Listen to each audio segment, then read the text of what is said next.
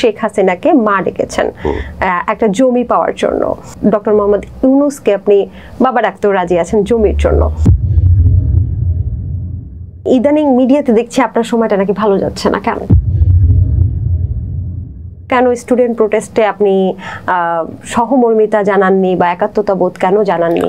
100% ভুল ধারণা। তুমি আমার প্রোফাইলে যাও, কতগুলো নায়িকার সাথে আপনার ডেট হয়েছে, কথিত আছে শাবনূরের সাথে আপনার প্রেম ছিল, এটা কি সত্যি? উপস্থাপনের মধ্যে অশ্লীলতাকে ঢুকিয়েছেন, উপস্থাপনে ডেকে এনে অপমান করাটা কি যৌক্তিক কি অযৌক্তিক? আর সেই অ্যাটাকিং মোডে প্রশ্ন করাগুলোর জন্য কি আপনি দুঃখ প্রকাশ করেন কিনা? উপস্থাপনার এই ধরনটা কার থেকে শিখছো?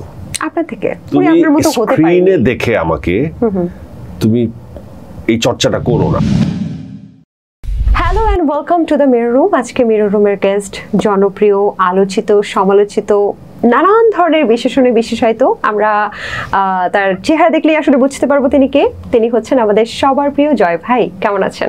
আলহামদুলিল্লাহ। আপনার অনেকগুলো বিশেষণের জন্য আর দিলাম না ওইভাবে। বেশি বিশেষণ থাকা তো খারাপ। কেন? একটা থাকলে পরিচয় দেওয়া সহজ হয়। হ্যাঁ, এই জন্যই মানে উপস্থাপিকাদের জন্য খুব সমস্যা হয়। আপনি নিজেও একজন উপস্থাপক। সমস্যা হয় আসলে, এবং যে এই এত পরিচয় ধারণ করে তার জন্য সমস্যা হয়। কি সমস্যা হয়? একটা বললাম না, ফোকাস থাকা যায় না। আচ্ছা, তাহলে কি মানুষের সবসময় এক কেন্দ্রিক থাকা উচিত? মানুষের আসলে অনেক যোগ্যতা থাকলেও যে কোনো একটা বা সর্বোচ্চ 2টা কাজ করা উচিত, এর বেশি করা উচিত না। কেমন কাটছে সবকিছু? মানে ইদানিং মিডিয়াতে দেখছি আপনার সময়টা নাকি ভালো যাচ্ছে না, কেন? মিডিয়াতেই তো নানান ধরনের খবর আসবে, তারকাদের সময় যখন ভালো যাবে তখন আসবে খারাপ যাচ্ছে, যখন খারাপ যাবে তখন আসবে যে ভালো যাচ্ছে। মিডিয়া তো রহস্যজনক, সো মিডিয়াতে আসবেই খবর, মিডিয়া দেখে তো জাজ করা যাবে না। আচ্ছা, বাই দ্য ওয়ে, ঈদ কিন্তু চলে এসেছে, ঈদ মোবারক। আমরা জানতে চাই যে আপনি কোথা থেকে শপিং করেন। মানে আমরা যতটুকু জানি যে আমরা তো উপস্থাপক এবং আপনি আমার থেকে অনেক আগের একজন উপস্থাপক। আমার জন্মের সময় আপনারা কাজ শুরু করেছেন, উপস্থাপনা না, আপনি হচ্ছে নাটক শুরু করেছেন। তো সেক্ষেত্রে আমরা কি সমবয়সী না? আমরা সমবয়সী না, কিন্তু দেখতে লাগে সমবয়সী, এটা একটা কষ্ট। আচ্ছা, যদিও যে আমি প্রথমেই বলছিলাম তোমার কষ্ট আমার আনন্দ, আপনার আনন্দ। হ্যাঁ, যাই হোক, প্রথমে আমি বলছিলাম যে আপনি আর একটু হয়তো খাটো হবেন, আমি দেখি যে আপনি আরো সুন্দর আর লম্বা। তো আপনাকে দেখে আমার খুব ভালো লাগছে। যেটা বলছিলাম যে একেবারে আমার জন্মের সময় থেকে আপনারা কাজ করছেন বা আপনি কাজ করছেন, তো এখন আসলে ব্যতিক্রমতাটা কি দেখছেন? কাজের ব্যতিক্রমতাকে দেখছেন? সময়ের প্রতিদিন যেমন নতুন দিন আসে, কাজেরও এরকম নতুন দিন আসে, কাজেরও নতুন রাত আসে। পরিবর্তনের মধ্যে দিয়ে তো সবকিছু আগায়। তো এখন আগের চেয়ে অনেক পরিবর্তন, আবার অনেক কিছু আগের মতোই আছে। আগের ধারাবাহিকতায় যতটুকু পরিবর্তন হওয়া দরকার অনেক কিছু ততটুকুই পরিবর্তন হয়েছে। এটা আসলে আর ব্যাখ্যা করার কিছু নেই, সময়ের সাথে সাথে সবকিছুই বদলায়। ঠিক আছে, ঈদের কি শপিং করা হয়েছে কিনা? ঈদের শপিং না, তোমার ধরো এই প্রশ্নের খুব ভালো উত্তর তুমি আমার কাছ থেকে পাবা না, কারণ আমি শপিং এর খুব বেশি লোক না আর কি। শপিং এ আনন্দ আমার অতটা আসে না। আমার যখন যা প্রয়োজন আমি খুব সস্তায় কিনে ফেলি, এবং আমার জিনিসপত্রের দাম খুবই কম। তুমি ওই যে ঘড়ি দেখে বলাইতে পারবো না যে 18 লাখ, জুতা দেখে বলাইতে পারবো না যে 40,000। খুবই সস্তার জিনিস। দেশে নাকি দেশের বাইরে? আমি যে কোনো জায়গা থেকে আমার কাপড়, আমার সেদিন মনে হয়েছে আমার গেঞ্জি কম, আমি আমার বাসার দারোয়ানকে বলছি যে এই নিয়ে 2,000 টাকা, তুই আমার জন্য 5টা গেঞ্জি কিনে আনবি। বলছে যে স্যার 5টা গেঞ্জি তো হবে না, ফুটপাতেও হবে না 2,000 টাকায়। আমি বলছি যা তুই 2,000 টাকার মধ্যে 5টা গেঞ্জি আনবি। পরে সে 4টা আনছে। আমি বলছি কোথেকে আনছো? ফুটপাতের পাশে একটা দোকানে পাইছি। তার মানে শাহরিয়ার নাজিম জয় কি ফুটপাত থেকেও মাঝে মাঝে? আমি নিজে যাই না, বাট আমি তো নিজে যেতে পারি না, কিন্তু আমার কোনো ড্রেসের ব্যাপারে কোনো আমি ব্র্যান্ড ইউজ করি নেই, বা খুবই কম যদি কেউ গিফট করে। আমার নিজের পরা, আমার এই হাতের ঘড়ি অ্যাপেল ওয়াচ, ঠিক না? আমার ওয়াইফের এরকম একটা ঘড়ি আছে একই রকম দুইজনের। ওয়াইফেরটা আমি কিনে দিচ্ছি, ওটার দাম 78,000 না 71,000। আমার এটা 1800 টাকা। অ্যাপেল ওয়াচ মনে হয় না কেউ বিশ্বাস করবে না। তাহলে তো এটা রেপ্লিকা। এটা আমি তোমাকে বললাম দেখে, কে বিশ্বাস করবে? আমার 1800 টাকা। তাও আমি যাকে কিনতে দিচ্ছি সম্ভবত সে 800 টাকা চুরি করছে। 1000 টাকায় পাওয়া যায়, আমাকে আরেকজন বললো। আচ্ছা, তার মানে খুব বেশি হাই প্রাইসের কস্টিউম আপনার ব্যবহার করা হয় না। আচ্ছা, একটা বিশেষ আলোচনা করতে চাই, যেটা হচ্ছে 2014 সালের একটা চিঠি নিয়ে বেশ আলোচিত সমালোচিত আপনি, এবং যখনই কয়েকদিন পরপরই আমার মনে হচ্ছে যে এই চিঠিটাই ভাইরাল হচ্ছে, যে আপনি সাবেক প্রধানমন্ত্রী শেখ হাসিনাকে মা ডেকেছেন একটা জমি পাওয়ার জন্য। এবং আপনি আরও একটা ইন্টারভিউতে রিসেন্টলি বলেছেন, যখন এটা আবার ভাইরাল হলো তখন বললো যে আপনি যে ডক্টর মোহাম্মদ ইউনূসকে আপনি বাবা ডাকতেও রাজি আছেন জমির জন্য। এই ধরনের বিষয়গুলো নিয়ে কি আসলে আপনি কিছু বলতে চান? চলার পথে অনেক ধরনের পরিস্থিতি বোকামির জন্য হোক, দুর্ভাগ্যের জন্য হোক তৈরি হয়।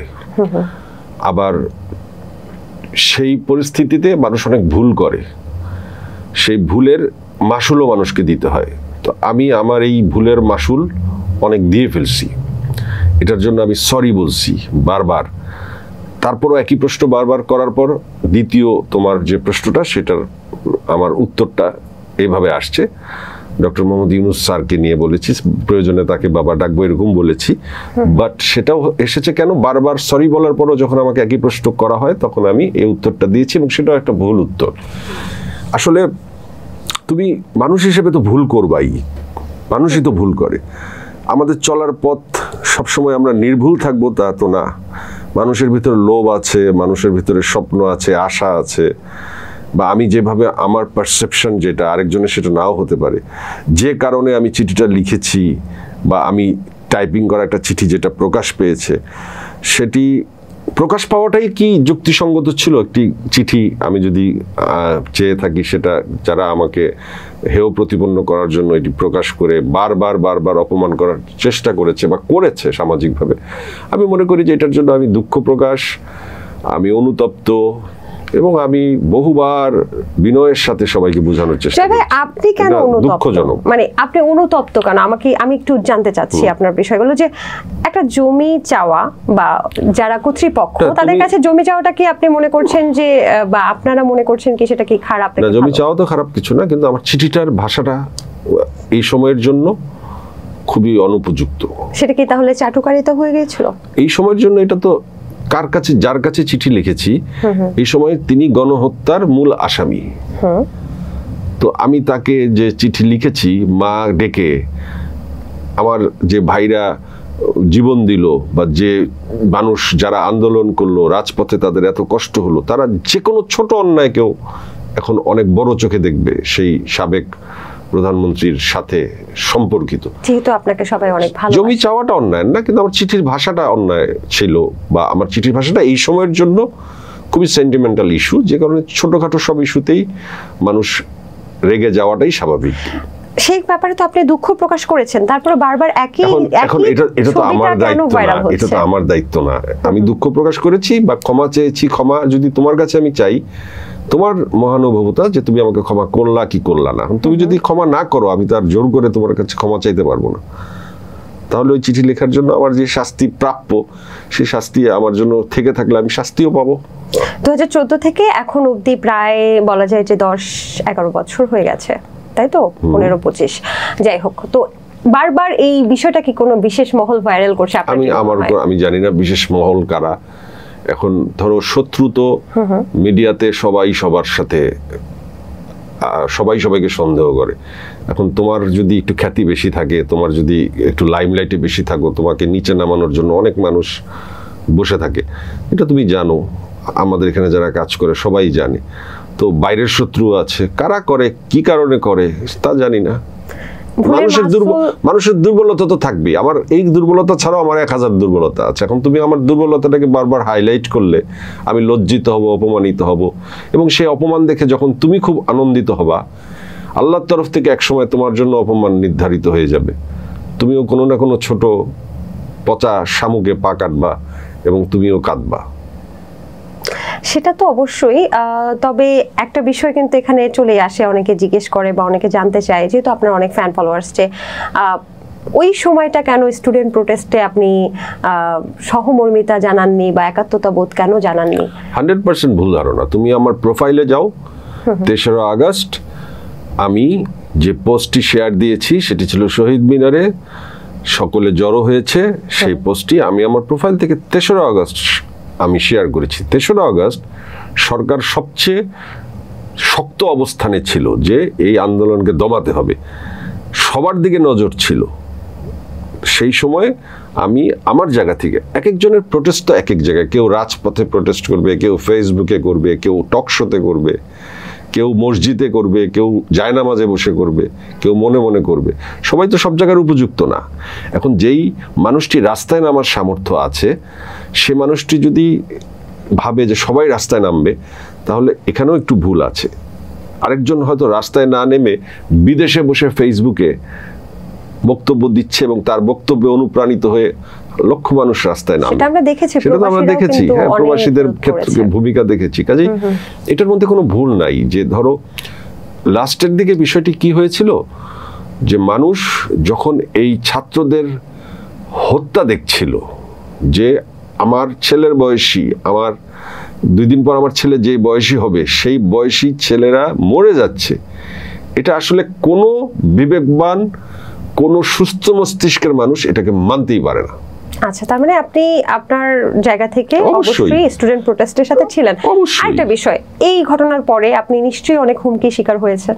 কোন ঘটনার পর? এই যে আপনাকে বারবার এই বিষয়গুলো নিয়ে ভাইরাল করা, যে আপনি কেন চিঠি দিলেন, আপনি হয়তো বা সাবেক সরকারের দোষর ছিলেন, এই ধরনের বিভিন্ন দালাল দোষর, এগুলো তো কমন, সবাই বলে। সেক্ষেত্রে আপনি কোনো হুমকির সম্মুখীন হয়েছিলেন? হুমকি ধামকি সবকিছুর সম্মুখীন এগুলো আমি চিন্তা করি না। এই কারণ হচ্ছে যে দিন শেষে না আসল সত্য যে সেটাই বের হয় এবং সেটা টিকে থাকে। কারণ তুমি এখন আমাকে 10 জনের সাথে মিলিয়ে আমাকে দালাল দোষর বলছো, কারণ একটাই, আমার চিঠি, আর তো কোনো কারণ নাই। তুমি তো আমাকে আলো আসবে হোয়াটসঅ্যাপ গ্রুপেও পাও নাই।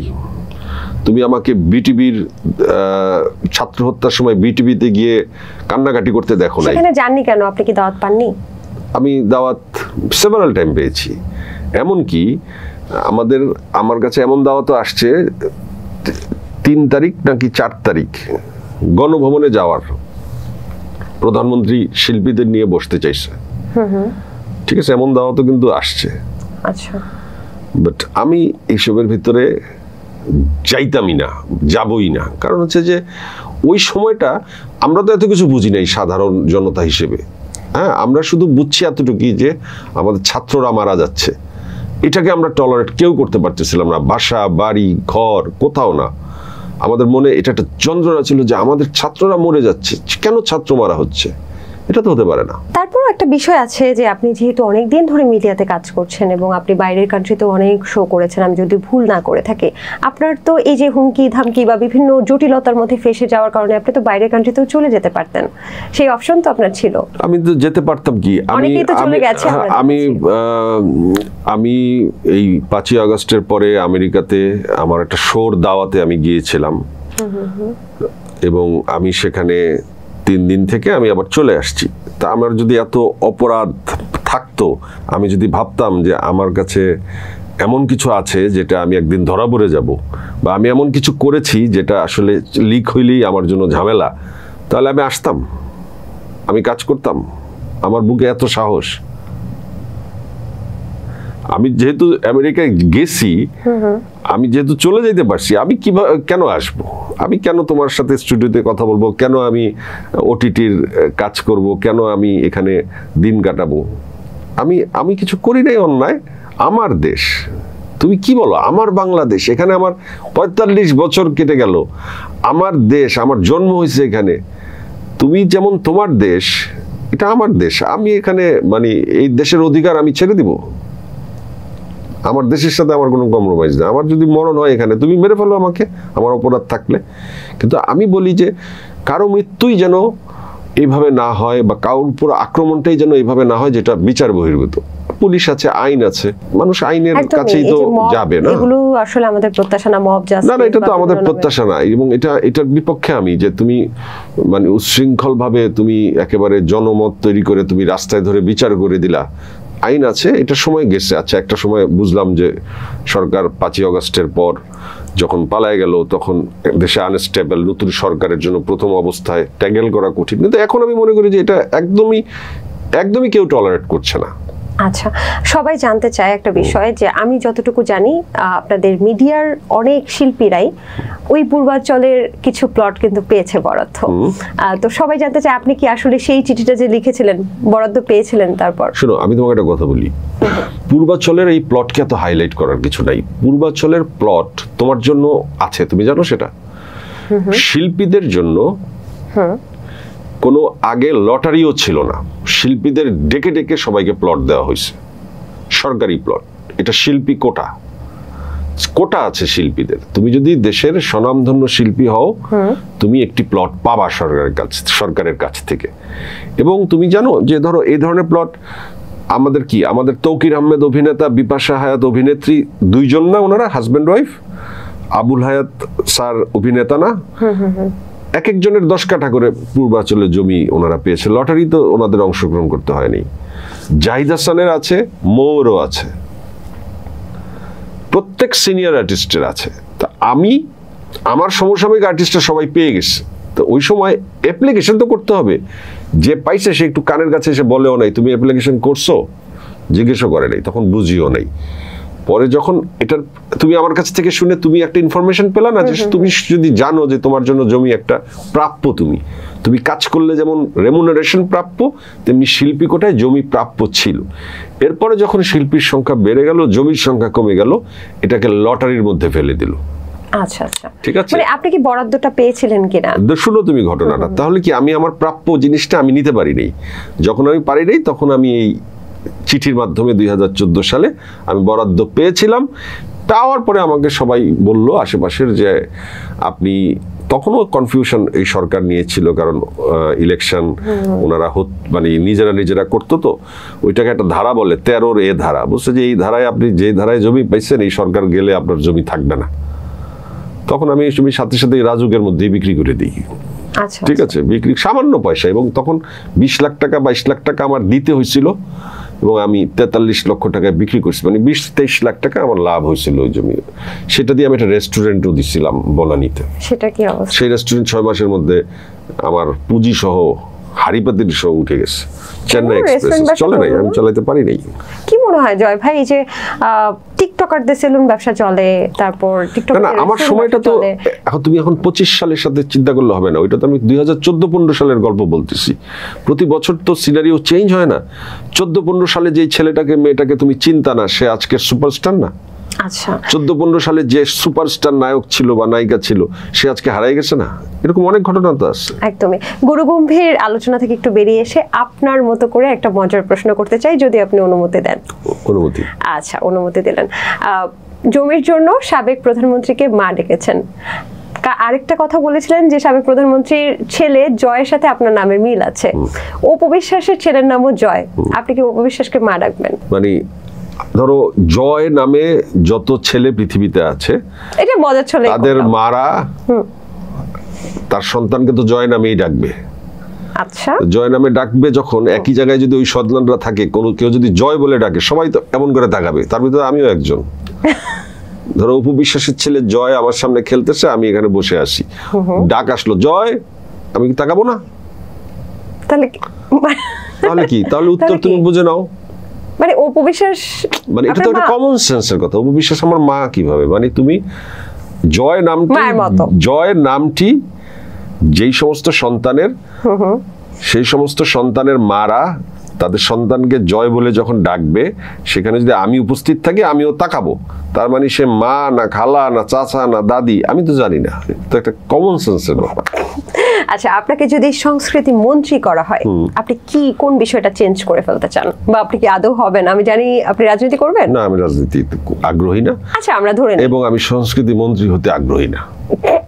ঠিক আছে, আপনাকে একদিনের সংস্কৃতি মন্ত্রী করা হলো। একদিনের সংস্কৃতি মন্ত্রী আমরা অঙ্কে অনেক কিছু মনে করি না, আমি আমাকে বসাবই না মন্ত্রী। তো আপনি কি মিডিয়ার কোনো কিছু চেঞ্জ করতে চান? না, আমি ওই জায়গায় বসবই না, ওই চেয়ারে। রাজনীতি ভয় পান?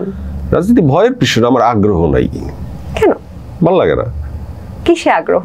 উপস্থাপনা তো ছেড়ে দেন। অভিনয় উপস্থাপনা ছেড়ে দেওয়ার ডিক্লারেশন আমি দেইনি। আমি আপাতত উপস্থাপনা করছি না, আমি অভিনয়টা করছি। সেটা কি আপনার নিজস্ব ইচ্ছা, নাকি আপনার যে প্ল্যাটফর্মে কাজ করতেন সেই প্ল্যাটফর্ম থেকে? সামগ্রিক, আমার নিজস্ব ইচ্ছা, সামগ্রিক। এখন কথা বলার এখন যে সময়টা যাচ্ছে, আমি যে সময়ে কাজগুলো করছি তখন তারকারা যেভাবে যা করতো, এখন তো তারকারা সেইভাবে নাই। এখন সবাই একটা স্থবির, কেউ বুঝতেছে না তাদের অবস্থান, নিজের অবস্থানও ক্লিয়ার করছে না, তার অবস্থান কি হবে সেটাও জানি না। এই সময় তো কাউকে নিয়ে একটা বিনোদন শো করা যায় না, সো এখন অফ থাকা এটাই খুব স্বাভাবিক। তার মানে ভবিষ্যতে আমরা আপনাকে দেখতে পাবো? আমি জানি না ভবিষ্যতে কি হবে। আমি যদি খুব ব্যস্ত অ্যাক্টর হয়ে যাই, কিংবা আমি যদি ব্যস্ত ইউটিউবার হয়ে যাই, আমার মতো আমি চলবো। ফুড ব্লগিং করবেন নাকি? করতে পারি, যা ভালো লাগে। এখন আসলে মন যা ভালো চাইবে, কারো ক্ষতি না করে যেটা ভালো লাগবে সেটা করবে। এই যে বেছে বেছে কাজ করছেন, যেটা হচ্ছে এখন অনেক বেশি কাজ কিন্তু করছেন না জয় ভাই, তো এই বেছে বেছে কাজ করার পেছনে কি কোনো কারণ আছে? মানে অন্য কোনো ব্যবসায় চলে গেছেন? আমি 25 বছর ধরে কাজ করি। 25 বছর চাকরি করলে তো মানুষের রিটায়ার করার কথা, ঠিক না? সো 25 বছর পর বেছে বেছে কাজ করছি, এটা তো অনেক বেশি বেছে বেছে কাজ করার সুযোগ পাচ্ছি। আমি মনে করি যে ভালো কাজ বা আমার মন যা চায়, মনে যেখানে শান্তি মিলে, যে কাজটা করে আমার আনন্দ হবে, আত্মতৃপ্তিতা আসবে, আমি এখন থেকে শুধু সেটাই করব। অন্য কোনো, আমি জানতে চাচ্ছি, পেশা কি ডাইভার্ট করার কোনো ইচ্ছা আছে কিনা? ধরেন আপনি একটা রেস্টুরেন্টের ব্যবসা দিলেন বা যে কোনো একটা কিছু করার ইচ্ছা আছে কিনা? আমি পৃথিবীর যে কোনো পেশায় গেলেও আমি অভিনেতা উপস্থাপক শাহরিয়ার নাজিমকে ছাড়ি পেয়ে যেতে পারবো না। আমি যাই করি লোকে বলবে ওই যে অভিনেতা জয় বা উপস্থাপক জয় সেলুন নাপিত, বা উপস্থাপক জয় ড্রাইভার, উপস্থাপক জয় রেস্টুরেন্ট ব্যবসায়ী, উপস্থাপক নায়ক, এগুলিই বলবে। অভিনেতা এর বাইরে কিছু বলবে? আমি যা কিছুই করি। আমি পাইলটও যদি হই, বলবে যে অভিনেতা জয় পাইলট হয়েছে। আচ্ছা, দীপ্ত প্লের ওটিটি প্ল্যাটফর্মের একটি ওটিটি করেছিলেন আপনি, যেটা হচ্ছে ত্রিভুজ, আমি যদি ভুল না করে থাকি। সেখানে প্রচারণায় আপনার ছবি বা আপনার ভিডিও শর্ট সেগুলো ব্যবহার করা হয়নি বলে আপনি দুঃখ প্রকাশ করেছেন। সেই সময় কি আপনি কথা বলেছিলেন পরিচালকের সাথে বা সংশ্লিষ্ট কর্তৃপক্ষের? হ্যাঁ, আমার সাথে কথা হয়েছে। ওনারা একটা ভুল বুঝাবুঝি হয়েছে ওই সময়। বেসিক্যালি ওনারা ব্যাখ্যা যেটা করছে যে আমাকে যখন ওনারা ফোন করলো তখন আমি খুব প্রমোশনে ডাকতেছিল, তখন আমি ওনাকে বলছিলাম যে আপাতত আমাকে ডাইকেন না, অন্যদেরকে দিয়ে প্রমোশন করেন, ঠিক আছে? তখন আমার চিঠি টিটি ভাইরাল হয়েছিল, এটা হচ্ছে তখনকার কথা। তো ফাইনালি যে ওরা এই কথাটাকে মানে একদম ওই এক্সট্রিম লেভেলে নিয়ে যাবে, আমি তো ওইটা মিন করি না যে এটা মানে পোস্টারে আমি থাকবো না। আমি ওই ছবির নায়ক, প্রধান চরিত্র, পোস্টারে থাকবো না। আমি প্রাথমিক কিছু আছে না যে ঘন ঘন টক শোতে যাওয়া, অনেক কথা বলা, ওই সিচুয়েশনটা আমার তখন ছিল না। কারণ আমার তো নিজেকে আগে ক্লিয়ার করতে হবে, আমার সম্পর্কে অভিযোগ আসছে। তো অভিযোগগুলো ক্লিয়ার না করে আমি যদি একটা ত্রিভুজ করতে থাকি, তখন ওই ত্রিভুজের ক্ষতি হবে। কত বড় সাহস! হ্যাঁ, আমি তখন এই জিনিসটা বোঝাতে গিয়েছি, কিন্তু ওনারা এটাকে এক্সট্রিম লেভেলে নিয়ে গেছে, যেটা পরবর্তীতে আমার কাছে আত্মসম্মানে লেগেছে যে কেন। তখন অভিযোগ করেছি বা আমি বলেছি সোশ্যাল মিডিয়াতে কথাটা। আচ্ছা, ক্যারিয়ার এখন মোটেই ভালো যাচ্ছে না, এরকম শিরোনামে অনেকগুলো আমরা গণমাধ্যমের নিউজ দেখে আসছি। আসলে জয় কেমন আছে? জিম্মি কি বলে? জিম্মি তো বলে যে ধামাকা আসছে সামনে। তাহলে আমরা আপনার মুখেই শুনতে চাই। মানুষ একরকম ভাবে, আল্লাহ একরকম ভাবে নির্ধারণ করে। রিজিকের মালিক আল্লাহ, কাজে আমি এই বিষয়ে সম্মান এবং রিজিকের ক্ষেত্রে আমার কোনো কথা নাই। এটা আল্লাহ নিয়ে যায়, আল্লাহ দিয়ে দেয়, কেড়ে নেয় আল্লাহ, দেয় আল্লাহ। কাজে এটা আমার হাতে নাই। আমার হাতে যেটা আছে যে চেষ্টা করে যাওয়া, আমি চেষ্টা করে যাব নিজেকে ক্লিয়ার করে সবসময় নিজের অভিব্যক্তি যেটা আমি বিশ্বাস করি সেই অভিব্যক্তিটাকে ব্যাখ্যা করার এবং কারো ক্ষতি না করার, এবং দেশের আইন, দেশের যে নিয়ম, দেশকে ভালোবাসা, এটাকে সামনে রেখে বাদ বাকি সবকিছু আমি আমাকে ক্লিয়ার করি আগাতে চাই। আমি তো ডাকাত না, চোর না, স্মাগলার না, কিছুই না, মাদক ব্যবসা করি না, কোনো ধরনের এই ধরনের অ্যাক্টিভিটিসের সাথে আমি নাই।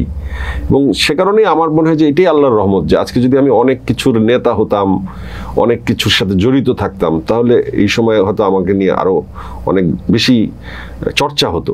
কিন্তু আমাকে নিয়ে চর্চা, আসলে কোনো চর্চাই আমার জন্য প্রাপ্য না, ওই একটা চিঠি ছাড়া। এবং চিঠির জন্য আমার ক্ষমার পরে আমাকে ক্ষমাই করে দেওয়া উচিত ছিল। বাট তারপরও এই দালাল, চাটুকার, তেলবাজ, এই কথাগুলো আমাকে বলা হয়। এটা আমার মনে হয় যে আমি এটার জন্য ক্ষমা পেতে পারতাম মানুষের কাছে, এতটুকু অপরাধ ক্ষমা চাওয়ার পর ক্ষমা করে দেওয়া উচিত ছিল। সবকিছু যদি আমি বাদ দিই, শাহরিয়ার নাজিম জয় যখন একাকী থাকে, এই যে এত ধরনের কথা আসছে, চাটুকার, দালাল, তেলবাজ, দোসর, এই বিষয়গুলো জয়কে কতটা প্রভাবিত করে, বা এটা কি ব্যক্তিগত লাইফে আপনি যখন বাইরে বের হন আপনার ফ্যামিলি সহ, তখনও কি আশপাশ থেকে কথাগুলো আসে কিনা?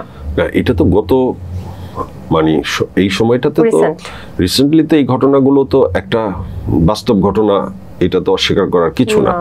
এটা অনেকদিন ধরেই মানুষজনের এই প্র্যাকটিস, মানুষ যা তা গালি দিচ্ছে, কমেন্ট বক্সে অনেক আজে বাজে কথা বলছে, ভুল বুঝতেছে। এখন সবাইকে তো জনে জনে বোঝানো সম্ভব না। আমি যে ক্ষমা চাইছি এটাও অনেকে জানে না, কাজে হচ্ছে যে সে নতুন আমার চেহারাটা দেখলে আমাকে ওই চিঠিটার কথা মনে পড়ে একটা গালি দিয়ে যাচ্ছে। তো আমার পক্ষে তো প্রতিটি জিনিসের উত্তর দেওয়া সম্ভব না, কিন্তু আমি মনে করি যে সময় একটা সবচেয়ে বড় ওষুধ, সময়ে সবকিছু সঠিক হয়ে যাবে। পার্সোনাল লাইফে জয় কি এটা নিয়ে কষ্ট পায়?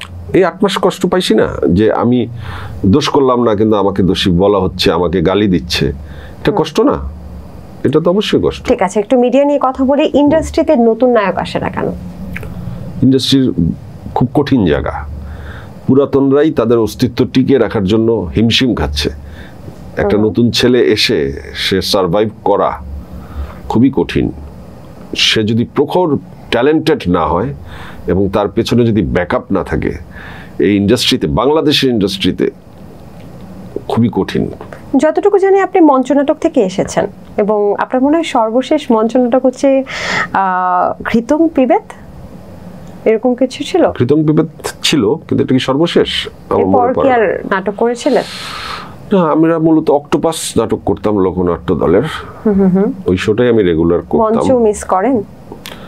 জীবনের সবকিছুই ভালো, সবকিছুই মিস করি। জীবন থেকে তো অনেক কিছুই হারায় গেল। কি হারিয়েছেন? সময়, বয়স। এই যে মঞ্চ নাটকের কথা বলছো, এক সময় আমি টেলিভিশন নাটকের নাম্বার 1 নায়ক ছিলাম। 25টা নাটক আমার এক ঈদে প্রচার হইতো। ঠিক আছে, তো সময়ে অনেক কিছু হারাইছি না? বন্ধু হারাইছি, আপনজন হারাইছি, বাবাকে হারাইছি, নানিকে হারাইছি, আত্মীয় স্বজন হারাইছি, কত কাছের মানুষ পর হয়ে গেছে। কাজেই হারানোর তো অনেক দুঃখ আছে। চমৎকার।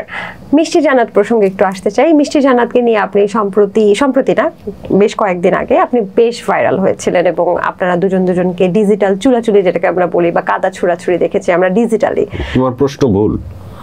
তুমি কি আমার তরফ থেকে কিছু দেখছো? তুমি দুজনাকে বলতেছো। আপনি ওনাকে নিয়েও তো কথা বলেছেন। আমি এক লাইন কথা বলিনি।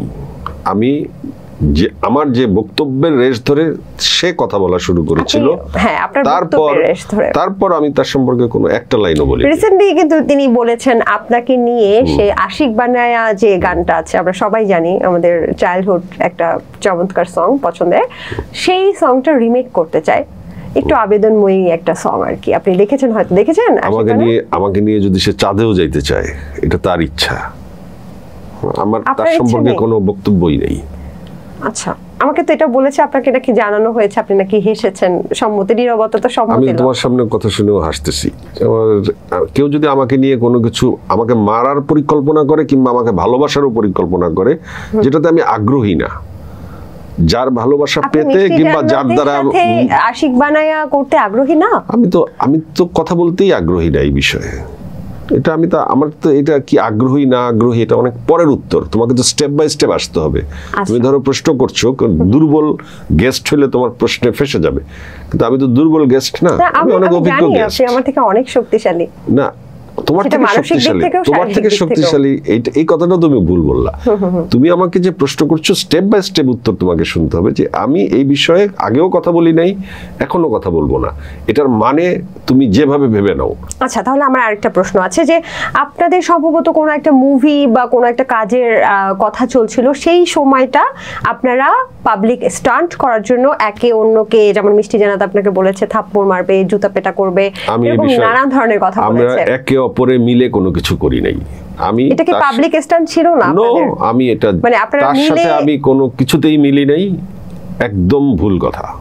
সে যদি বলে থাকে এটা তার মন গড়া। আজকে এই শোয়েরই আরেকটা এপিসোডে কিন্তু এটা তার ব্যাপার, সে যেভাবে ব্যাখ্যা করুক, আমি তো তার সম্পর্কে আপনার সম্পর্কে এরকম তাহলে ভুল তথ্য এটা তো আমার দায়িত্ব না। উনি ভুল তথ্য ছড়াচ্ছে, সে কেন, সে একা কেন, অনেকেই ভুল তথ্য ছড়ায়, তাতে সমস্যা কি? এটা তো সমস্যা নাই। কিন্তু আমি আমাকে প্রশ্ন করতেছে, আমি জানি না এই সমস্ত বিষয়, মানে এটা কোনো পাবলিক স্ট্যান্ড না, আমি জানি না। তাহলে আপনার কেন মানে কি মনে হয় যে আপনাকে নিয়ে ভাইরাল হওয়ার জন্য? আমি জানি না সেটা, আমার আমি তার সম্পর্কে বা আমার এই ধরনের কথার উত্তর দিতে আমি আগ্রহী না। আচ্ছা, আপনি শোতে তাকে চুমু দেয়া, তারপর হচ্ছে ফোন দেয়া রাতে নিকেতনে এসে, এই বিষয়গুলো তাহলে কি? তুমি কি পুলিশ? না, আমি অবশ্যই পুলিশ না, উকিল নাকি তুমি বিচারপতি? একজন ধরেন দুজনের মধ্যে যখন সমস্যাটা হলো, আমি তো বলছি যে আমি এই বিষয়ে কথা বলতে আগ্রহী না। আচ্ছা, আপনি তাহলে মিষ্টি জান্নাতকে নিয়ে কথা বলতে একেবারেই আগ্রহী না। আচ্ছা, কাকে আনারস আর দুধের শরবত খাওয়াতে চান? তিনটা অপশন দিচ্ছি। আনারস আর দুধ কি? আনারস আর দুধ খেলে কি হয়? বিষ হয়ে যায়। বিষ হয়ে যায়, ডাইরেক্ট বিষ বলতা। কাকে বিষ খাওয়াতে চাই বলো? সাকিব, অপু, বুবলি। আমি কি কারণে তাদেরকে বিষ খাওয়াবো? আগে তুমি এই প্রশ্নের উত্তর দাও।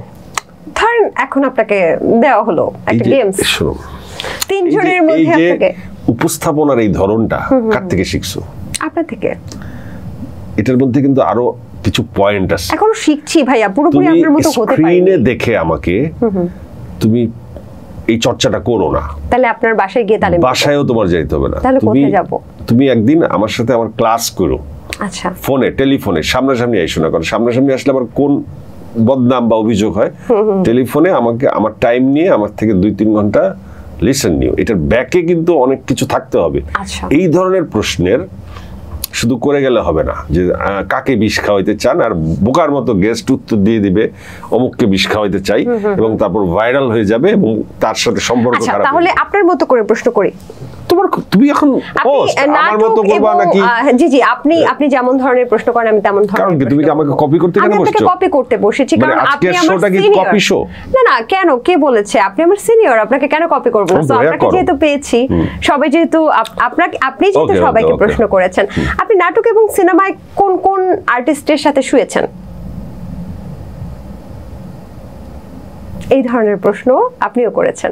তুমি জানো তোমাকে নিয়ে আজকাল কিন্তু সমালোচনা হচ্ছে অনেক। কি সমালোচনা হচ্ছে বলেন না? আমি এই যে তুমি এরকম উদ্ভট প্রশ্ন করো। আপনার থেকে শিখেছে জয় ভাই। আমার থেকে শিখেছো, আমারটা আমি ফেস করেছি, কিন্তু তুমি তো এখন তোমারটা ফেস করবা। তাহলে আপনার কি সাজেশন থাকবে আমার জন্য? তুমি আর যাকেই করো আমাকে এই ধরনের প্রশ্ন করো না। করলে কি হবে? মানে তুমি দেখো, চালাও আজকে, তুমি দেখো, তুমি লাস্ট শোটা, আমি তো আপনার সাথে কোনো কিছু চালাতে আসিনি। শোটা চালাও, শো রানিং শো না এটা? শোটা তো চালালাম। হ্যাঁ, তুমি বলো। আমি তো প্রশ্ন করব, আমি তো প্রশ্ন উত্তর দিব না। মানে কাদের সাথে আপনি বেড সিন করেছেন বা এই ধরনের সিন কাদের সাথে করেছেন? তুমি দেখে নিবা দর্শক হিসেবে। আচ্ছা, আমি দেখে নিব।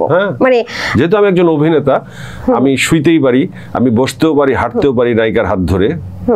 দর্শক হিসেবে তুমি দেখে নিবা। তোমার যদি আমাকে নিয়ে কিউরিওসিটি থাকে, আমি তো এটা ভেবে অঙ্ক করে বসে নাই যে কয়টায় শুইছি কয়টায় বসছি তোমাকে জানাবো। আচ্ছা, সেটা জানানোর জন্য আমি আসিনি। আচ্ছা, শাকিব খানের বাবার চরিত্রে অভিনয় করবেন কিনা? যদি ভালো হয় চরিত্র, করব। আচ্ছা, লোকে বলে যে আপনি শাকিবের মতো হতে চেয়েছিলেন, এই কারণে মুভি ইন্ডাস্ট্রিতে বা চিত্রনায়ক হিসেবে খুব বেশি একটা টিকে থাকতে পারেননি। এটা কি সত্যি? লোকে কোনটা বেশি বলে, আমার সম্পর্কে কোন কথাটা বেশি বলে আগে সেটা বলো। অনেক কথাই তো বলে। তাহলে আরো মানে যেটা সবচেয়ে বেশি বলে আপনি ভালো অভিনয় করেন সেটাও বলে। তাহলে এইটাই আমি বুঝলাম যে থ্যাংক ইউ ভেরি মাচ, এটার উত্তর। আচ্ছা, মানে এই কথাটাকে থ্যাংক ইউ ভেরি মাচ। হ্যাঁ, থ্যাংক ইউ ভেরি মাচ। আপনার কি মনে হয় যে আপনি শাকিব খানের থেকেও ভালো অভিনয় করেন? আমি মানে কে ভালো অভিনয় করে? পরীক্ষিতভাবে, রাষ্ট্রীয়ভাবে আমার চেয়ে 100 গুণ ভালো অভিনেতা এবং অবস্থানের দিক থেকে 100 গুণ উপরে শাকিব খান। আচ্ছা, আমি বা রাস্তার একটা ছেলে 1000 কোটি গুণ ভালো অভিনেতা নিজেকে দাবি করলে সেই দাবি নিজের মনের মধ্যেই থেকে যাবে। তুমি ভালো অভিনেতা না ভালো স্ক্রিপ্ট রাইটার না ভালো ডিরেক্টর, ভালো উপস্থাপক, সেটার প্রমাণ তোমার কাজে। আমি কাজে কি প্রমাণ দিতে পারছি শাকিব খানের মতো? কেন মানে টিকে থাকতে কেন পারছেন না, বা নতুন নায়করা কেন পারছে না? এটাই তো প্রশ্ন করছি। পারছে না কারণ যোগ্যতাও কম হইতে পারে, ভাগ্যও খারাপ হইতে পারে। কেন ইন্ডাস্ট্রিতে একজনই মেগা স্টার থাকবে? ইন্ডাস্ট্রির পুরো দায়িত্ব তো আমার না। কেন ইন্ডাস্ট্রিতে একজনই মেগা স্টার থাকবে? প্রথমে এই প্রশ্নটা তুমি আল্লাহর কাছে করবা। আচ্ছা, তারপরে হচ্ছে ইন্ডাস্ট্রি সবাইকে নিয়ে বসবা যে এটার কারণটা কি। আল্লাহ তো মিডিয়াই হারাম বলছে, কিন্তু হারাম বললেও সবকিছু তো আল্লাহর কাছেই, তোমার জিজ্ঞেস করতে হবে সৃষ্টিকর্তার কাছে যে আল্লাহ কেন এমন হচ্ছে। দ্বিতীয় হচ্ছে তুমি ইন্ডাস্ট্রির সবাইকে নিয়ে বসে এই প্রশ্নের উত্তর খুঁজো, আমি তো এটার প্রশ্নের উত্তর দিতে পারবো না কেন এরকম। লোকে আরো অনেক কথা বলে জয় ভাই, বলে কি যে গাজী মাজহারুল আনোয়ার যদি আপনার মানে আপনি যদি তার ভাগনা না হতেন তাহলে নাকি লোকে আপনাকে চিনতই না। হইতে পারে, লোকের যত ধারণা সবই সত্য হইতে পারে। আচ্ছা, লোকে তো ভাববেই তারকাকে নিয়ে নানান রকম ভাবনা, সব ভাবনা তো ক্লিয়ার করার দায়িত্ব না তারকা। মানে ওনার ছত্রছায়ায় কি তাহলে আপনি মিডিয়াতে এসেছেন? তুমি যেখানে ভুল করতেছো, তুমি লোকের কথা বলে তারপর তোমার জাস্টিসটা তুমি চাপাই দিচ্ছ। কেন চাপাই? তুমি বলতেছো তার মানে এটা না না, আমি তো লোকের কথাই জানতে চাচ্ছি। লোকের কথার উত্তর শেষ হয়ে গেছে, তারপরে যে লাইনটা তুমি বলতেছো সেই লাইনটা তুমি নিজের থেকে বলতেছো, এটা তুমি আমাকে বলতে পারবা না। আচ্ছা, তুমি অন্য দুর্বল গেস্টকে বললো, আমাকে পারবা না। আপনি তো উত্তরই দিচ্ছেন না। কারণ আমি দিব না তো, এটাই হচ্ছে গেস্ট উত্তর এভাবেই দেওয়া উচিত এই ধরনের প্রশ্নের। আচ্ছা আচ্ছা, না জয় চৌধুরীকে আপনার কেমন লাগে? আপনার নামের সাথে মিল আছে? ভালো লাগে, ওর কাছে আমার একটা দুঃখ প্রকাশের সুযোগ আমি চাই আজকে, যেটা হচ্ছে যে ওকে আমি খুবই ভালোবাসি, খুবই পছন্দ করি। একটা বিপদে পড়েছিল, সমস্যা পড়েছিল, আমি তাকে ডেকে নিয়েছিলাম। আমি ইন্টারভিউ করার পরে আমার উপর ভীষণ চাপ আসছে সাংবাদিকদের পক্ষ থেকে। চাপ আসার পরে আমি সেই ইন্টারভিউটা ডিলিট করে আমি একটা স্ট্যাটাস দিতে বাধ্য হয়েছিলাম, এবং সেই স্ট্যাটাসটায় তার মন খারাপ হয়েছিল। সেই সময় আমি তাকে ব্যাখ্যাও করতে পারি নাই, বাট এই সময় আমি তাকে বলবো যে এটা তার প্রতি আমার অন্যায় হয়েছে, আমি দুঃখিত তার কাছে, সে যেন আমাকে ক্ষমা করে দেয়। মানে ওই সময় তখন সে কিছু একটা সাংবাদিকদের বলছিল, সবাই একজোট হয়ে গেছিল, আমি কেন ডাকছি এটা নিয়ে তাকে আমাকে অনেক প্রেসারে পড়তে হয়েছিল। এবং তারপরে আমি স্ট্যাটাসও দিছি, নিজেকে সেভ করার চেষ্টা করছি, বাট নিজেকে সেভ করতে তাকে আমি তো কষ্ট দিচ্ছি, যে কারণে তার কাছে আমি ক্ষমা চাই। জয় চৌধুরীর কাছে আমার এই ক্ষমাটা রইল। আচ্ছা, রায়হান রাফির ব্ল্যাক মানি থেকে আপনাকে বাদ দেওয়া হয়েছে সেরকম আমি বলেছি। এটা কেন? মানে রায়হান রাফি ওই সময় মনে করেছে যে আমাকে নিলে আমার নামে এত ভাইরাল অমুক তমুক চিঠি হাবি জাবি অত কিছু আলোচনা, এই নেগেটিভ আলোচনা রায়হান রাফি হয়তো অ্যাভয়েড করতে চাইছে। ওই সময়টা তো অস্থির ছিল তো, বা এই এখনো তো ধরো কনফিউশন আছে, আমরা তো ক্লিয়ার না শিল্পীরা অনেকেই, ব্ল্যাক অ্যান্ড হোয়াইট একটা ডিফারেন্স আছে। সো এটা আসলে ক্লিয়ার না হওয়া পর্যন্ত কে বা কারা কাজ করবে কারা করবে না, কাদের নিবে, এটা একটা কনফিউশন থেকেই যায়। তারপরে তো যোগ্যতার প্রশ্ন আছেই, তুমি যত হোয়াইটই হও, তুমি যদি যোগ্যতার মাপকাঠিতে সেই জায়গায় না পৌঁছাও তুমি ভালো কাজটা পাবা না। আর যদি তুমি যত ব্ল্যাকই হও, তোমার দিন আসবেই কাজ করার জন্য। আচ্ছা, আপনি কি এই ব্যাপারে রায়হান রাফির সাথে যোগাযোগ করেছিলেন? রায়হান রাফি আমার ভেরি ক্লোজ। রায়হান রাফি আমাকে ওটিটিতে 7 নম্বর ফ্লোরের মাধ্যমে রাজকীয়ভাবে কামব্যাক করাইছে। ওর প্রতি আমার কৃতজ্ঞতার তো শেষ নাই। ওকে আমি অনেক পছন্দ করি, খুবই ট্যালেন্টেড ডাইরেক্টর। ওর কাজ করার জন্য আমি উন্মুখ হয়ে থাকি। যে ওর সাথে আমার ব্যক্তিগত সম্পর্কের কোনো টানাপোড়েন নাই, কিন্তু ও যেটা ওই সময় করছে আপন জন হিসেবে, সে আর একটু সময় নিয়ে আমাকে আরো আমার প্রতি ভালোবাসা দেখানোর তার সুযোগ ছিল, সেই সুযোগটা সে কাজে লাগায় নেই। মানুষ হিসেবে, নির্মাতা হিসেবে সে 100তে 100, কিন্তু মানুষ হিসেবে, ছোট ভাই হিসেবে সে আমার সাথে ভালোবাসার জায়গায় ফেল করছে। জায়েদ খান যখনই আপনার শোতে বসতো তখনই তাকে খুব বিতর্কিত প্রশ্ন করতেন, এবং আপনাদের শোগুলো দেখতেও খুব মজা লাগতো। তো জায়েদ খান আপনার কেমন সম্পর্ক? খুব ভালো, জায়েদ খান খুবই ভালো। জায়েদ খানকে আমার খুবই পছন্দ, এবং জায়েদ খান এরকম প্রশ্নের বোকা বোকা উত্তর দিত বলেই আমি বোকা বোকা প্রশ্ন করতাম, এবং সেটা দর্শক খুব এনজয় করত।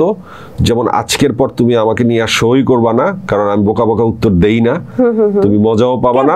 আমি তো খুব মজা পাচ্ছি আপনার সাথে। তুমি মোটেও মজা পাচ্ছ না এবং মজা পাবাও না ভবিষ্যতে টাকার মতো। কিন্তু আমি যদি জায়েদ খানের মতো উত্তর দিতাম, দেখতে যে কি জমজমাট হয়ে যেত। জায়েদ খান আমাকে এইভাবে দিনের পর দিন আমাকে মানে জমজমাট শো উপহার দিয়েছে। রাইট। আচ্ছা, তো বন্ধু যে এই যে দেশের বাইরে চলে গেছে, বন্ধুর খোঁজ খবর রেখেছেন কিনা? উনি তো এখন বরফে উত্তাপ ছড়াচ্ছেন। আচ্ছা, তুমি যে বলে ফেললা যে বন্ধু, আমি কি বলছি জায়েদ খান আমার বন্ধু? অনেক ভালো সম্পর্ক তো বন্ধু, অনেক ভালো সম্পর্ক তো চাচার সাথে হয়, মামার সাথে হয়। তুমি কিভাবে তুমি কিভাবে স্পেসিফিকলি বন্ধুর শব্দটা বললা, বা ভালো সম্পর্ক যখন আমি বললাম চাচা এবং মামার সাথে হয়, তুমি কিভাবে স্পেসিফিকলি চাচা শব্দটা বললা? জায়েদ খানের সাথে আপনার সম্পর্কটা কি? শত্রু? তুমি তাহলে লাইনে আসো, প্রশ্ন করার তো লাইন থাকতে হবে, ঠিক আছে? জায়েদ, তোমার প্রশ্নটা কি বলো? জায়েদ খানের খবর কি রেখেছেন, যাকে দিয়ে এত এত ভিউজ কামালেন? আমি খবর রেখেছি, জায়েদ খান ভালো আছে। আমি মনে করি জায়েদ খানের দেশে ফিরে আসা উচিত। তিনি কি ফিরতে চায়? অবশ্যই সে দেশকে ভালোবাসে, সে হয়তো ভয় পাচ্ছে বা কোনো একটা কারণে সে ফিরছে না, বা তার ভিতরে কি আছে সেটা আমি জানি না, কিন্তু আমি তাকে মিস করি। বাহ, জায়েদ খান ভালো মানুষ। জায়েদ খান আসলে কি তার সাথে কাজ করবেন? কি হবে ভবিষ্যতে, কার সাথে কাজ করব, বেঁচে থাকবোই কিনা এটা তো আমি বলতে পারি না। বেঁচে থাকবেন না কেন, আপনি অনেকদিন বাঁচবেন, আমরা সবাই দোয়া করি আপনার জন্য ইনশাআল্লাহ। সুন্দর কথা বলছেন আপনি। জয় ভাইয়া নাকি অনেক রিচ, সবাই বলে গাড়ি বাড়ি টাকা পয়সা, মানে অভিনয় এবং উপস্থাপনা করে নাকি অনেক রিচ হয়ে গেছে, এবং ইউটিউবের মনিটাইজেশন থেকে নাকি আপনি BMW কিনেছেন একটা। শুনো, আমি তোমাকে এখানে একটু ব্যাখ্যা করে বলি। আমার দাদা পার্লামেন্ট সেক্রেটারি ছিল, 3 বার মন্ত্রী ছিল, ঠিক আছে। আমার দাদার ইকবাল রোডে 14 কাঠা জমি আছে, বাড়ি ইকবাল রোডে, আমাদের রুনালাল্লা আপার প্লট আর আমাদের প্লট পাশাপাশি। দাদার থেকে বাবা পাইছে। আমার বাবা চিফ ইঞ্জিনিয়ার ছিল। আমার বাবার বাড়ি পাইছি আমি পৈতৃক সূত্রে না, আমি দাদার সূত্রে ধনী, ঠিক আছে। আচ্ছা, 1 নম্বর অবশ্যই আমি রিচ, এবং 2 নম্বর হচ্ছে আমার ইউটিউবের ইনকাম একসময় যে আমি রাজত্ব করছি, এটা কি তুমি অস্বীকার করতে পারো? কেউ অস্বীকার করতে পারবে না। আমি 10 লাখ 15 লাখ 16 লাখ 18 লাখ টাকা আমি, এটা তো এখন আলাদা প্রশ্ন, যেটা বলছি সেটা তোমাকে আমি ইনকাম করছি। আমি চ্যানেল আইয়ে বিভিন্ন ধরনের ইভেন্টের কাজ করছি। এই যে তোমার ডিজিটাল অ্যাওয়ার্ড শো, এটা আমার কনসেপ্ট।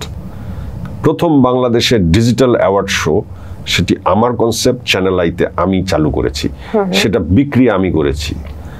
ওই সমস্ত ব্যবসায় অনেক টাকা, ব্যবসা মানে হচ্ছে বেচা বিক্রি, তো স্পন্সর আসে, স্পন্সর হয়, আমি এগুলো করেছি, আমি টাকা ইনকাম করেছি, টাকা খরচ করেছি, আমার পরিবারকে ভালো জীবনযাপন উপহার দিয়েছি আল্লাহর রহমতে, এবং আমি খুবই সিম্পলি সুন্দর স্বপ্ন পূরণ করে লাইফ চালাতে পারি, চলতে পারি, বাস এতটুকুই। এখন আমি সুপার রিচ, আমি কি বসুন্ধরা না? মানুষ জানতে চায় যে আপনার গ্যারেজে কয়টা গাড়ি আছে।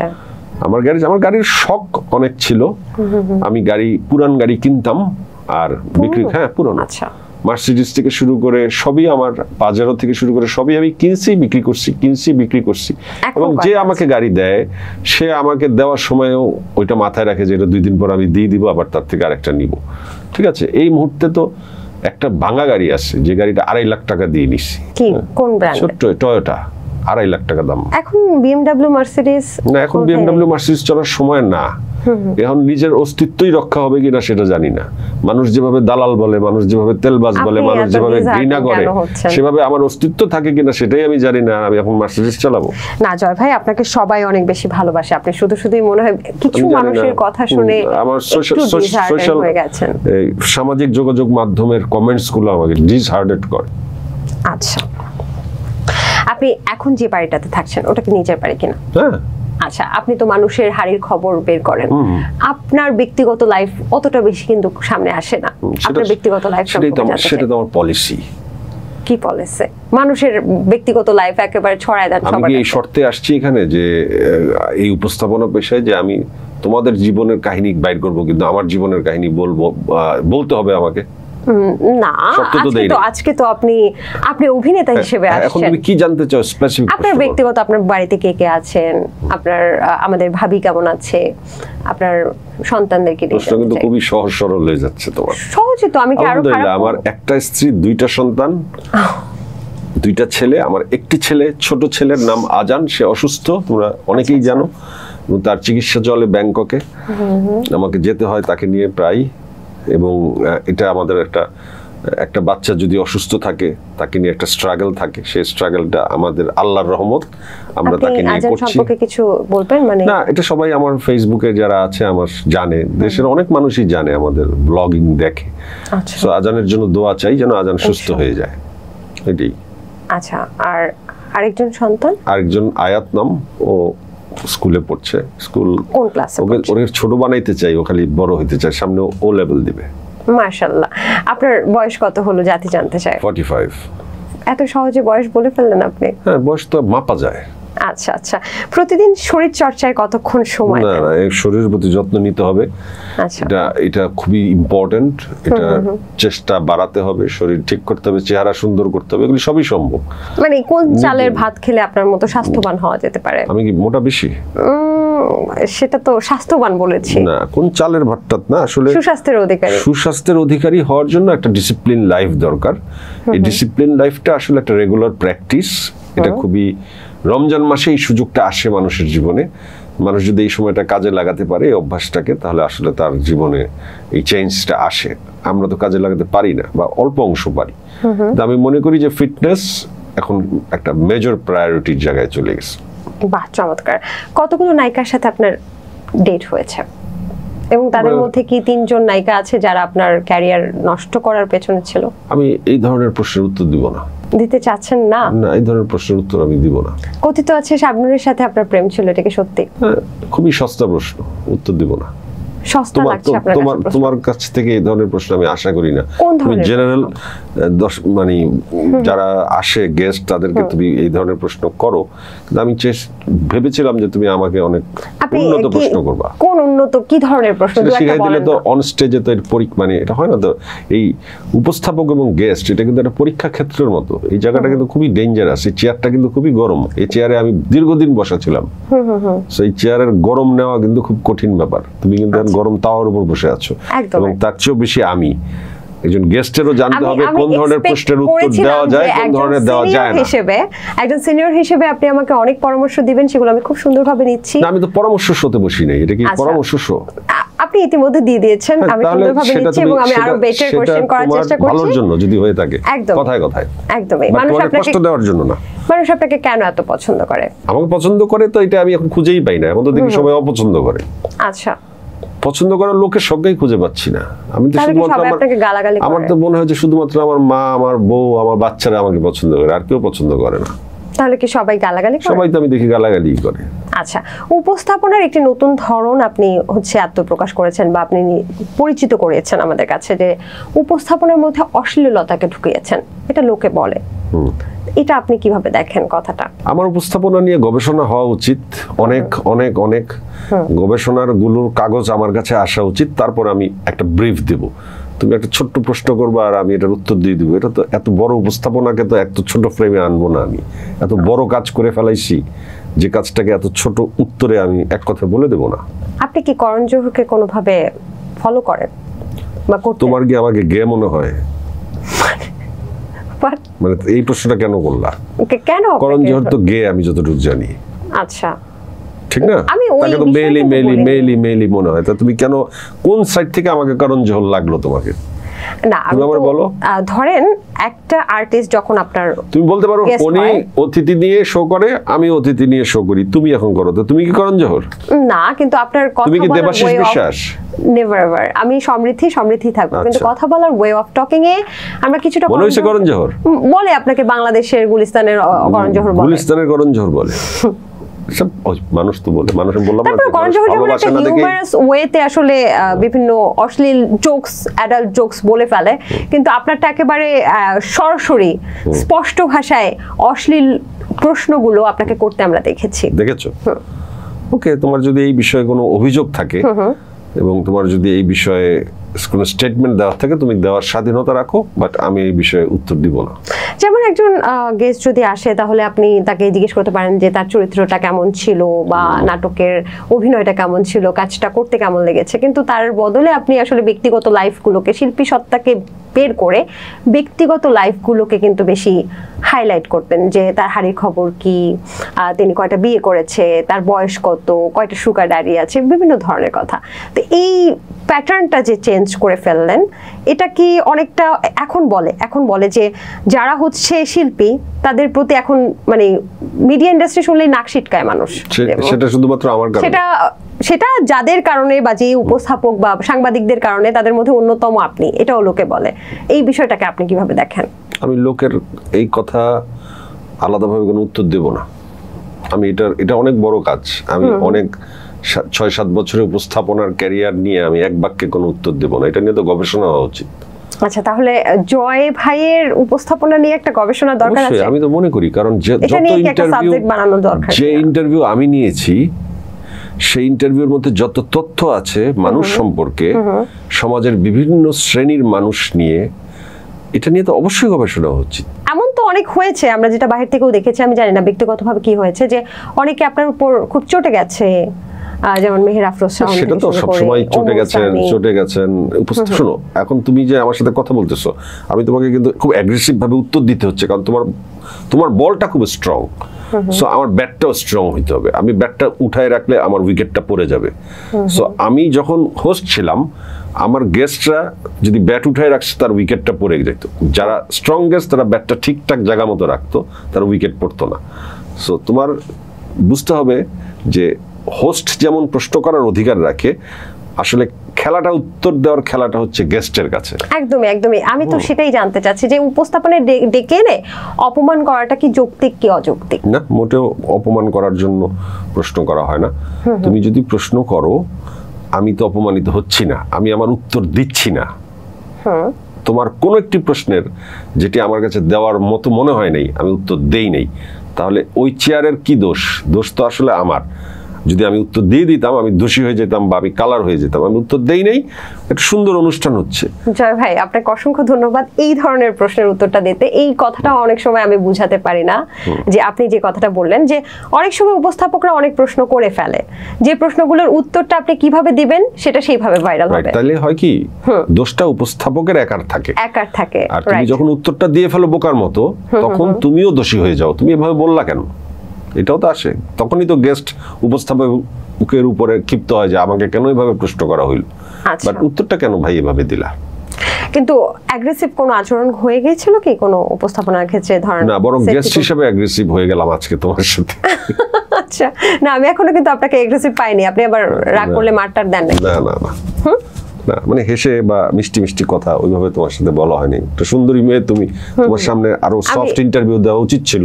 আচ্ছা, আপনি অ্যাগ্রেসিভ হলে এত সফট থাকেন? এটি আমার সর্বোচ্চ অ্যাগ্রেসিভনেস যা দেখলা আজকে তোমার সাথে।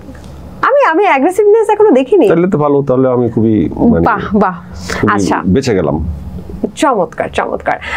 আপনার কাছে এসে অপমানিত হতো, এটা অনেকে বলেছে, কিন্তু তারপরও আপনার কাছেই সবাই আসতো। এইটার পেছনে রহস্যটা কি? আল্লাহর রহমত। না মানে তারা কি ভাইরাল হওয়ার জন্য? আমি জানি না, ব্লেসিংস। এই যে আমার দিকের উত্তর হচ্ছে ব্লেসিংস। যদি আমার কাছে অপমানই হইতো, তাহলে আমার কাছেই কেন ফিরে আসতো যারা আসছে? মানে এটা আমার নিশ্চয়ই কোনো, আমার প্রতিভা আছে, আমার ভিতরে কোনো গুণ আছে, বা আমার স্বর কোনো পাওয়ার আছে, যেটাতে তারা আসতো। আচ্ছা, আপনার সেই অ্যাটাকিং মোডে প্রশ্ন করাগুলোর জন্য কি আপনি দুঃখ প্রকাশ করেন কিনা, বা আমার জন্য কোনো পরামর্শ বা আমাদের নতুনদের জন্য কোনো পরামর্শ আছে কিনা? অনেক পরামর্শ আছে, বলেন। তোমরা যেটা ভুল করতেছো, যে জয় ভাই উপস্থাপনার একটা নতুন ধরন তৈরি করে দিচ্ছে। সবাই আমরা এই ধরনের অ্যাটাকিং প্রশ্ন করব, এবং আমরা মার্কেটে গিয়ে জিজ্ঞেস করবো যে বাজেট কত, কয় টাকা আপনার ঈদের বাজেট, আপনার ঘড়ির দাম কত, সবাইকে গণহারে জিজ্ঞেস করবো। শুনো, প্রত্যেকটা জিনিস লেবু বেশি কচলাইলে কিন্তু তিতা হয়ে যায়। যেটা আমি কচলায় আসছি, সেটা আর কচলাইলে তিতা হয়ে যাবে না। আমি লেবুটার রসটা নিয়ে নিচ্ছি। এখন তুমি কচলানো লেবুটা ধরে যদি তুমি খালি কচলাও, তুমি কিন্তু রস পাবা না। আমার জন্য না, তুমি তো বলছো, তুমি নতুনদের জন্য বলছেন। সবার কথা বলছি যে তোমরা যদি এইভাবে চিন্তা করো, এখন এটা খাবে না, এখন তোমরা অনেক বেশি বদনামের ভাগিদার হয়ে যাবা। তোমরা হয়তো মাথার উপর আমাকে রাইখা বাচ্চা যেতে চাইবা যে জয় ভাই শিখাই দিচ্ছে। আমি তো দুইটা ক্লাস করে শিখাই নাই। এখানে আমারটার ভিতরে যে ইনফরমেশন, আমার শোর থেকে যত ইনফরমেশন আসছে, আগে সেই ইনফরমেশনগুলি তোমরা বের করো।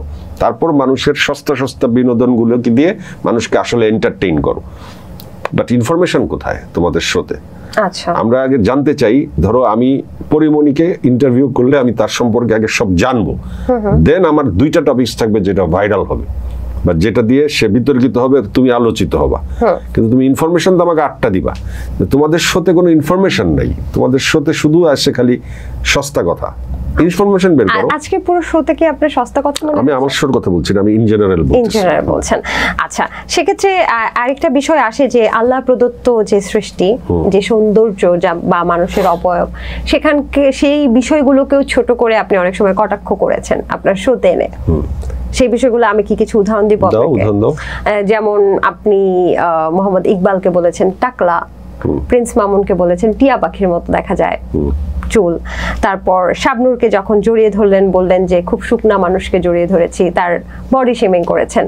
এই বিষয়গুলো লোকে বলে, এই বিষয়গুলো নিয়ে কি বলবেন? ওরা কেউ একজন অভিযোগ দেয়নি। যদি ওরা অভিযোগ দিত, সেই অভিযোগটা যুক্তিযুক্ত হতো। আর লোকের আপনার কথা কি মনে হয় না যে এটাতে ইট ওয়াজ ফান সম্পর্ক এটা আলাদা লেভেলের থাকলে সেই জায়গায় যাওয়াই যায়। কিংবা আমি একটা কমেডি নাটক করতে যখন যাই, আমি কমেডি করতে করতে কমেডির একটা স্টেজে ওঠার পর একটা চূড়ান্ত কমেডি হয়, শোরও কিন্তু সেই জায়গাটা থাকে। শো আমি যখন টাকলা মুরাদ, আপনাকে কি লোকে টাকলা মুরাদ বলে? আপনাকে লোকে টাকলা মুরাদ বলে, তো লোকে তো বলতোই টাকলা মুরাদ। উনি উত্তর সেটা ক্লিয়ার করে দিছে না। আপনাকেও কি লোকে ভালো বলে নাকি? আমাকে ধমক দিয়ে কথা বলছে না টাকলা মুরাদ। হ্যাঁ, টাকলা মুরাদ বা টাকলা ইকবাল, যেটা আমরা বলছি, ওনাকে বলে না সবাই সাকিবিয়ানরা টাকলা ইকবাল বলে ডাকে। সো এটা, আর শাবনুরের সাথে আমার সম্পর্ক ফান। আমি শাবনুরকে জড়ায় ধরে বলছি যে তুমি তো আগের চেয়ে শুকাই গেছো, তার মানে তুমি আগে আরো মোটা ছিলা। তার মানে এটা বডি শেমিং না, এটা হচ্ছে আমাদের রিলেশন এবং শোটাকে এন্টারটেইন করার একটা গল্প। তুমি দর্শক হিসেবে তোমাকে এন্টারটেইনও দিতে হবে, বাট ওইটাই মাপকাঠি, ওইটাই মাত্রা। তুমি বলতেছো যেটা ঠিক আছে, বাট তোমার মাত্রা জ্ঞানটা না থাকলে গানের সুর তো ঠিক থাকবে না। আমি সেই মাত্রা জ্ঞানটা আমার ঠিক ছিল বলে আমি যতটুকু বুঝি। আচ্ছা, তার মানে সবকিছু ঠিকঠাক ছিল। মিডিয়া থেকে প্রাপ্ত কোনো কষ্ট আছে আপনার? এই যে তোমরা আমাকে আজে বাজে গালাগালি করো, এটাই আমার কষ্ট। ভালো তো বলে আপনাকে না, জয় একটা ব্র্যান্ড হয়। আমি জানি না, ভালো এখন শুনি না, খালি খারাপ কথা শুনি, তো এই জন্য মাথার মধ্যে খারাপটাই ঢুকে আসে। এই জন্য গালাগালি কম করো, সবাই আমাকে আদর করো, ভালোবাসো। আমি শিল্পী মানুষ, এই ভালোবাসাটা দাও। এই ভালোবাসাটা তো আমরা শোতে দিতে পারি না জয় ভাই, আপনি তো খুব পারেন। আপনি দেখি যে নায়িকাদের হাত ধরে ফেলেন, নায়িকাদের হাতে চুমু দেন, তারপরে দেখলাম বর্ষার অনন্ত জলিলের বউ বর্ষাকেও হাত ধরে ফেলেছেন, তারপর খন্দকার মুস্তাকের যে বউ তিশা, তাকেও আপনি ঘাড়ে হাত দিয়েছেন। মুস্তাক ভাই কিন্তু আমার শোতে এসে বিচার দিয়েছে যে ওনার যে সেটা একদমই পছন্দ হয় নাই। এরকম হাতান কেন গেস্টদেরকে? তুমি তো আমাকে ফলো করো। হ্যাঁ, তুমিও করো। আমি হাতাবো কেন ভাইয়া? তুমি ফলো করো না বললা, আপনি কি চাচ্ছেন? আমার তোমার দরকার নাই, তোমাকে তো আমি আজকে পরামর্শ দিয়ে গেলাম যে এরপরে আসলে পরে তুমি যাকে পাবা, তুমি আমাকে যা যা আমি করছি তাই করো। হ্যাঁ, মুস্তাক ভাই অনেক কষ্ট পেয়েছে, বলে গেছে। মুস্তাক ভাই আমার সাথে কষ্টের কথা কিছুই বলে নাই, উনি আমাকে বলেছে, গণমাধ্যমেও আছে সেটা, আমি আপনাকে দেখাতে পারি। এক সময় এক কথা বলে যদি বলেছে আমার উইদাউট মাই কনসার্ন জয় আমার স্ত্রীর গায়ে হাত দিয়েছে। হোক, তার বিচার দেখ, মামলা দিয়ে দেখ। কোথায় বিচার দেবে ভাই? এটা তো মামলা হয় না। বাংলাদেশে আছে না, বাংলাদেশে মামলা হয় না, বা বাংলাদেশে আইন আছে না, হ্যাঁ, সবকিছু যে যদি করে থাকি দিবে, বিচার হবে, আমার লয়ার থাকবে। আচ্ছা, সর্বশেষ কবে কেঁদেছেন? সর্বশেষ কবে কেঁদেছেন?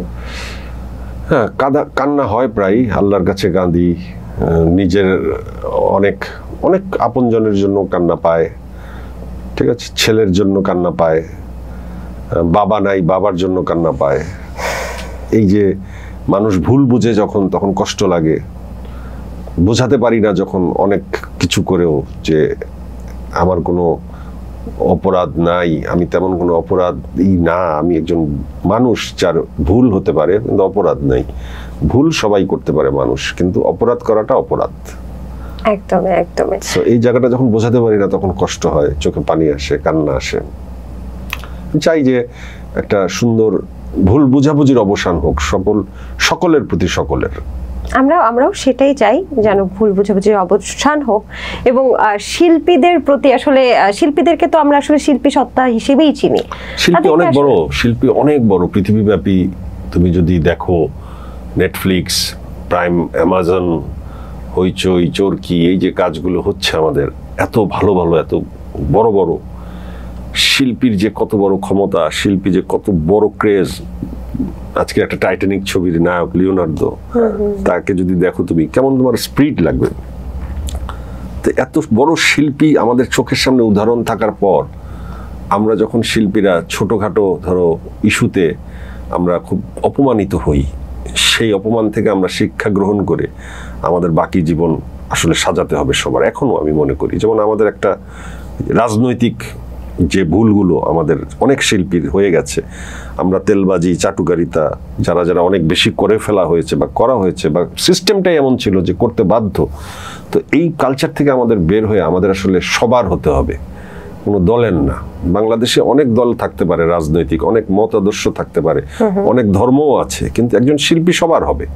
সবার হতে গেলে তাকে সব জায়গা থেকে বের হতে হবে। আচ্ছা, আওয়ামী লীগের সময় আওয়ামী লীগের শিল্পী, বিএনপির সময় বিএনপি শিল্পী, এভাবে না। কোনো শিল্পী কোনো দলেরই থাকা উচিত না, শিল্পী সবার জন্য থাকবে। এই জায়গায় যেদিন আমরা পৌঁছতে পারবো আমাদের সম্মান আসবে, এবং এখান থেকে আমাদের শিক্ষা, গত সরকার শিল্পীদের অপব্যবহার করে আমাদের এই শিক্ষা দিয়ে গেছে যে আমাদের ভবিষ্যৎ অত্যন্ত সতর্ক রাজনৈতিক স্টেপ হতে হবে। চমৎকার। একদম শেষ মুহূর্তে কিছু মানুষের নাম বলবো, তাদের সম্পর্কে একটা প্রশ্ন করবেন আপনার, যেটা মানে তার নাম শুনে যে প্রশ্নটা করতে ইচ্ছে করে। যাবো? যদি আমার তোমার নাম শোনার পরে প্রশ্নের উত্তর দিতে ইচ্ছা করে আমি দেবো, নাহলে দেবো না। ইটস আপ টু ইউ, আমি আপনাকে জোর করব না বা কিছু বলবো না। রিয়াজ, না রিয়াজ। ভাই আপনি কই? অপু বিশ্বাস। তুমি সুন্দর হয়ে গেলা কিভাবে অপু? আগের থেকেও? আচ্ছা। বুবলি। বুবলি জঙ্গলি ঠিকঠাক ভাবে করছো তো? ভালো হিট হবে তো? পরিমণি। পরিমণি তুমি আমাকে ক্ষমা করে দিও। কেন? এটাই বলবো, ও বুঝে নিবে কেন? এখন তো জানতে ইচ্ছা করছে। না আমি এখন তোমাকে বলবো না, তুমি লাইনে। শরীফুল রাজ। শরীফুল রাজ তুমিও আমাকে ক্ষমা করে দিও। ওকে। পপি। পপি এত কিছু হইলো আমার কিছু বললা না কেন? আমার আগে জানাইতা। শাবনূর। তুই সিনেমা করিস না আপাতত, আর করলে আমার সাথে করিস। মৌসুমী। আপা আপনার সাথে আমার অনেক কথা আছে, সময় কবে দিবেন? আব্দুল নূর তুষার। তুষার ভাই আমাকে ভালোবাসেন। আপনাকে হিট করে? আমি আমারটা বলতেছি, আমার মানে এটার সাথে আমার। পূর্ণিমা। পূর্ণিমা তোমার অনেকদিন দেখি না, দেখতে চাই। ফেরদৌস ভাই আপনি আমাদের একটু ক্ষতিই করছেন। আপনারা কে বলছে এমপি হইতে? আর এই আপনি সব শিল্পী নিয়ে টান মাইরা আজকে সবাই বিপদে ফেলাইছেন। আর জি কিপ্রিয়া। ভাই আপনি অনেক দূর যাবেন, আপনার সাথে আমি আসি। জায়েদ খান। জায়েদ ভাই আপনি দেশে আসেন, আপনার কিচ্ছু হবে না। বাহ, চমৎকার। থ্যাংক ইউ সো মাচ জয় ভাই। আশা করছি আপনার খুব ভালো লেগেছে অনুষ্ঠানে এসে। কি ভালো লাগেনি? ভালো লাগছে। হ্যাঁ, ভালো সময় কাটছে। Thank you so much for joining with us. Thank you, ভালো থাকো। থ্যাংক ইউ সমৃদ্ধি। আর আমার কথায় যদি কোনো কথায় যদি তোমার মনে সামান্য কষ্ট পেয়ে থাকো, ক্ষমা করে দিও। জয় ভাই কি বলেন, আমি অনেক মজা পেয়েছি এবং আপনি আমার শোতে এসেছেন, আমি খুবই খুবই খুবই খুশি। থ্যাংক ইউ ভেরি মাচ, ভালো থাকো। দর্শক, এই ছিল আজকের আয়োজন। আশা করছি আপনাদের পুরো আয়োজন ভালো লেগেছে। আগামী পর্বে আবার কোনো সেলিব্রিটি গেস্ট নিয়ে কিন্তু আমরা হাজির হয়ে যাব। সে পর্যন্ত ভালো থাকুন, সুস্থ থাকুন এবং আশেপাশের মানুষগুলোকে ভালো রাখুন।